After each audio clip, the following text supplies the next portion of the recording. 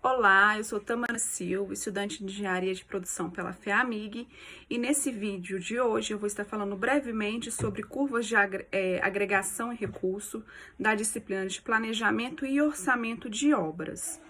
Pois bem, do que se trata curvas de agregação e recurso?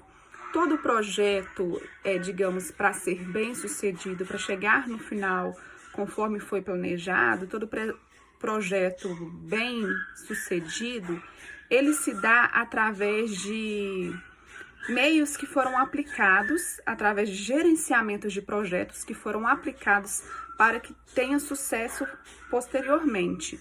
E a curva de agregação é uma forma de estar auxiliando esse projeto a ser bem sucedido, a ter sucesso futuramente. A curva de agregação é uma ferramenta e ela pode auxiliar o gerenciamento de projetos e empreendedorismo na construção civil.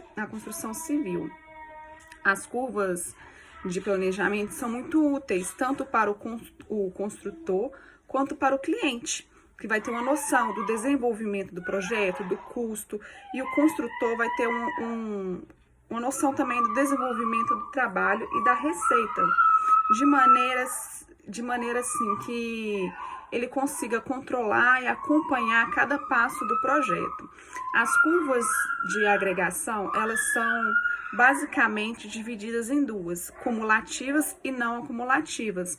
As curvas acumulativas, também conhecidas como curva em S, pode ser distinguidas também como curva de distribuição ou agregação, que são os valores acumulados. E essa curva, em termos práticos, nos permite visualizar o quão distante está a execução do planejado. Trata-se de uma ferramenta que vai gerenciar e fornecer os dados, que vai permitir uma comparação base entre o que foi planejado e o que foi realizado. Basicamente, a curva em S acumulativa seria isso.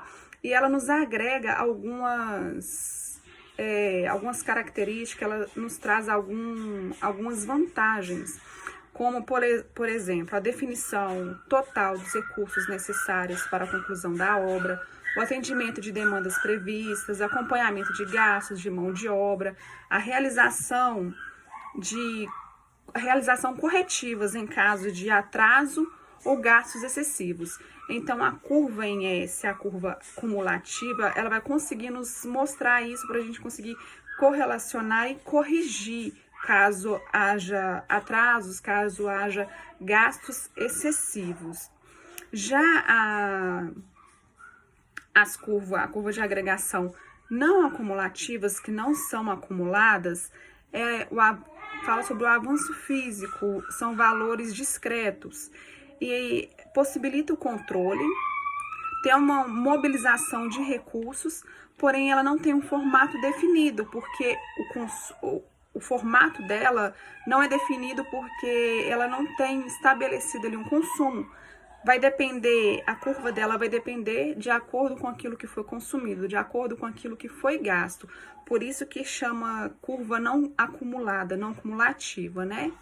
E são essas duas curvas que eu estudei aqui no tópico de curvas e agregação de recursos, dessa disciplina de planejamento e orçamento de obras.